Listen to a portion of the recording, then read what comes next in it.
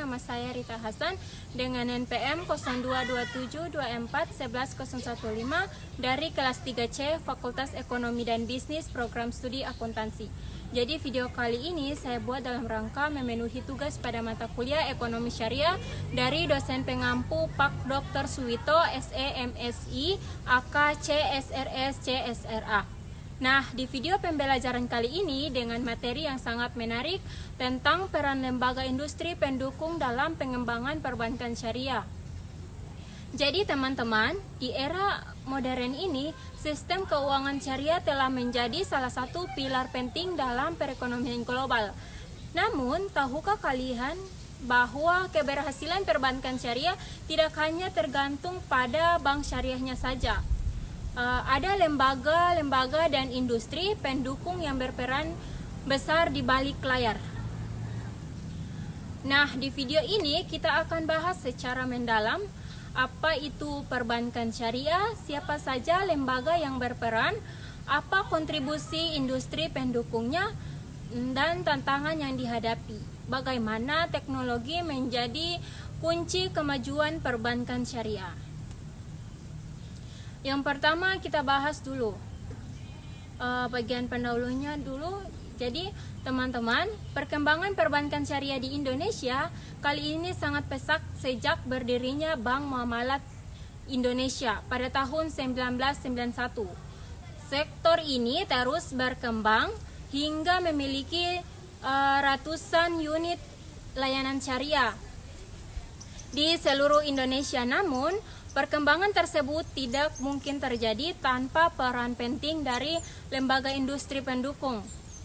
Mereka tidak hanya membantu dari sisi operasional, tetapi juga turut serta dalam edukasi, promosi, dan pengawasan agar perbankan syariah tetap berjalan sesuai prinsip Islam.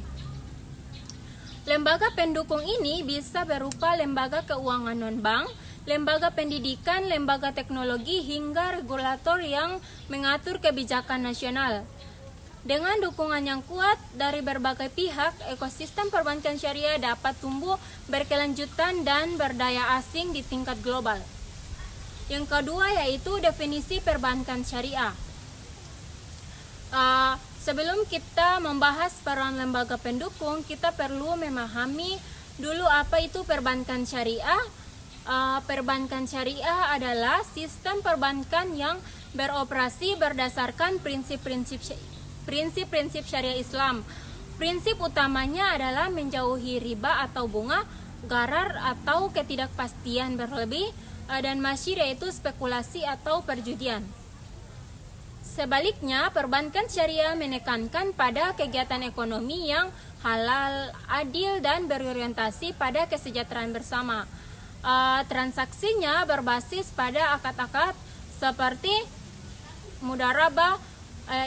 Mudharabah artinya bagi hasil antara pemilik modal dan pengelola.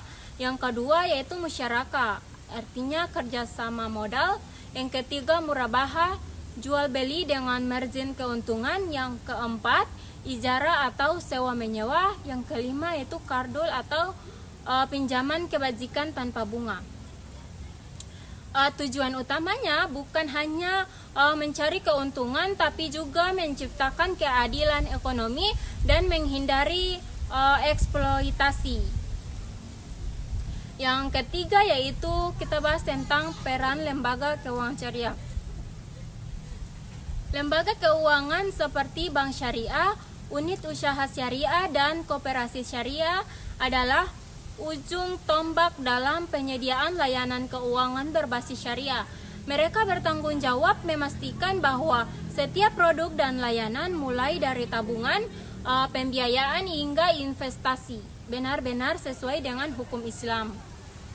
Selain itu, lembaga ini juga memiliki peran sosial seperti menyalurkan dana zakat, infak, sedekah, dan wakaf untuk kesejahteraan umat. Setiap lembaga keuangan syariah diawasi oleh pengawas syariah atau DPS yang berada di bawah koordinasi Dewan Syariah Nasional atau Majelis Ulama Indonesia, biasa disingkat dengan DSN-MUI.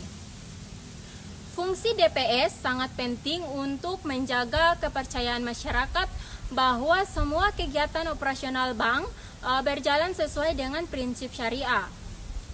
Yang keempat yaitu regulasi dan kebijakan. Nah, agar sistem ini berjalan dengan tertib dan aman, dibutuhkan regulasi dan kebijakan dari otoritas yang berwenang. Ada beberapa lembaga penting di sini.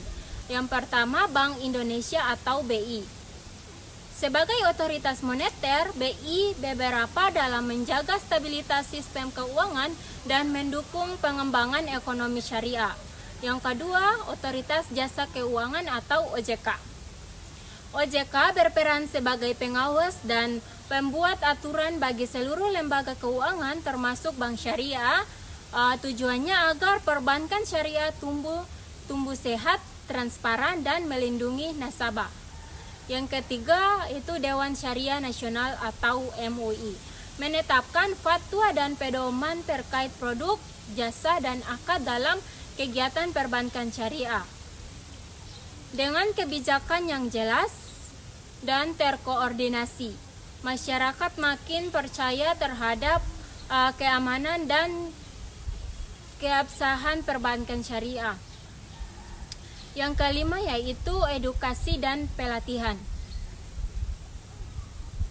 Edukasi menjadi kunci penting dalam perkembangan perbankan syariah. Masih banyak masyarakat yang belum memahami konsep dasar ekonomi Islam dan bagaimana perbankan syariah bekerja. Lembaga pendidikan, baik universitas pesantren maupun lembaga pelatihan profesional, berperan dalam mencetak sumber daya manusia yang paham dan kompeten di bidang keuangan syariah. Selain itu, pelatihan bagi pegawai bank syariah juga penting agar mereka dapat memberikan layanan yang sesuai dengan prinsip dan nilai Islam. Kegiatan edukasi publik seperti seminar, workshop, dan kampanye literasi keluarga syariah perlu terus digalakkan untuk meningkatkan kesadaran masyarakat. Yang keenam yaitu inovasi produk. Dalam dunia yang terus berubah, inovasi adalah keharusan. Lembaga dan industri mendukung harus mampu menciptakan produk-produk baru yang sesuai dengan kebutuhan masyarakat. Contohnya yaitu seperti 1.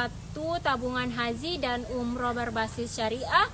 Yang kedua, kartu pembiayaan tanpa bunga. Yang ketiga, digital banking syariah. Dan yang keempat yaitu pembiayaan mikro berbasis bagi hasil untuk UMKM.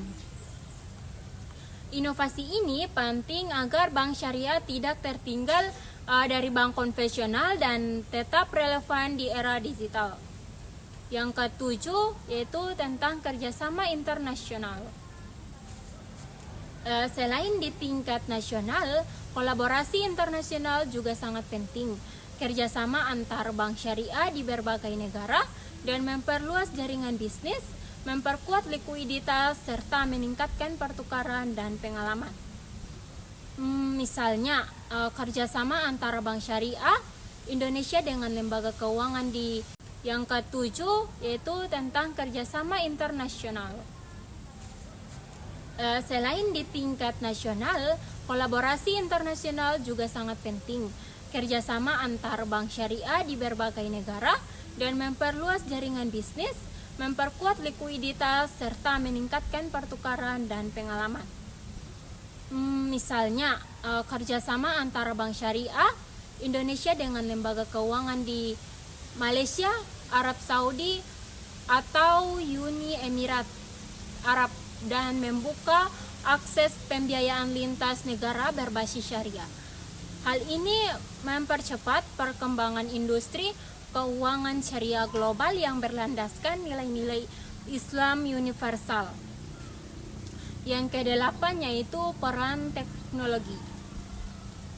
Teknologi informasi saat ini menjadi tulang punggung semua sektor, termasuk perbankan syariah. Dengan hadirnya fintech syariah, layanan keuangan kini bisa diakses lebih cepat, mudah, dan efisien.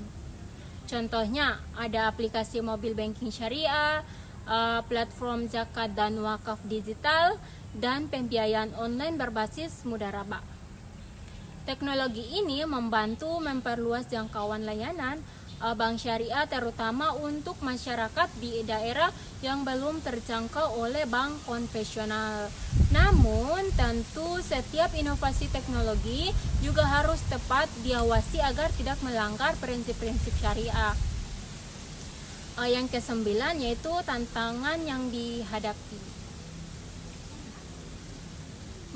Meski perkembangannya menjanjikan, perbankan syariah masih menghadapi beberapa tantangan, antara lain yang pertama, rendahnya literasi masyarakat, yang kedua, persaingan ketat dengan bank konvensional, yang ketiga, terbatasnya produk yang inovatif, yang keempat, masih kurangnya SDM yang paham ekonomi syariah. Oleh karena itu, kolaborasi antar lembaga perlu diperkuat agar tantangan ini bisa diatasi melalui sinergi, edukasi, dan inovasi. Namun, perkembangan sistem ini tidak lepas dari berbagai tantangan. Tingkat literasi keuangan syariah masih rendah, sehingga banyak masyarakat yang belum yakin akan manfaat bank syariah. Ketersediaan SDM yang benar-benar menguasai syariah dan perbankan juga masih terbatas. Infrastruktur digital belum merata dan beberapa lembaga pendukung belum bekerja seoptimal mungkin. Upaya penguatan ekosistem harus dilakukan melalui kolaborasi kerjasama antara regulator, lembaga syariah, bank, fintech, lembaga pendidikan, dan pelaku industri lainnya. Harus ditingkatkan digitalisasi layanan, perlu dipercepat agar layanan syariah semakin mudah diakses. Literasi publik harus terus diperluas agar masyarakat mengetahui bahwa bank syariah menawarkan solusi keuangan yang adil dan sesuai dengan prinsip Islam. Sinergi ini yang akan memperkuat industri perbankan syariah dan memastikan perkembangannya di masa depan. Jadi, materi ini dapat kita simpulkan bahwa peran lembaga dan industri pendukung sangatlah krusial dalam pengembangan perbankan syariah. Dengan dukungan regulasi yang kuat, inovasi produk, peningkatan edukasi, serta pemanfaatan teknologi modern, perbankan syariah dapat terus berkembang dan menjadi pilihan utama masyarakat Indonesia. Mari bersama-sama mendukung perkembangan perbankan syariah yang tidak semata-mata diukur dari besarnya aset atau jumlah nasabah, melainkan dari kemampuannya membangun tantangan ekonomi yang berkeadilan, beretika, dan berkelanjutan. Lembaga dan industri pendukung bukan hanya pelengkap dalam ekosistem ini, tetapi menjadi penggerak yang menentukan arah evolusi sistem keuangan syariah di masa depan. Selain itu, inovasi dan berkolaborasi lintas sektor membuka jalan bagi perbankan syariah untuk menjadi pionir dalam ekonomi hijau, ekonomi digital, dan inklusi keuangan. Teknologi ketika dipadukan dengan prinsip syariah tidak hanya mempermudah transaksi, tetapi juga menumbuhkan kepercayaan dan transparansi dalam hubungan ekonomi. Terima kasih telah menyimak video ini. Semoga dengan terus memperkuat peran lembaga dan industri pendukungnya, teman-teman dapat mengetahui bahwa Indonesia memiliki potensial besar untuk menjadi pusat keuangan syariah dunia. Jadi bukan hanya karena jumlah penduduk muslimnya, tetapi karena komitmen pada nilai inovasi dan integritas. Wassalamualaikum warahmatullahi wabarakatuh.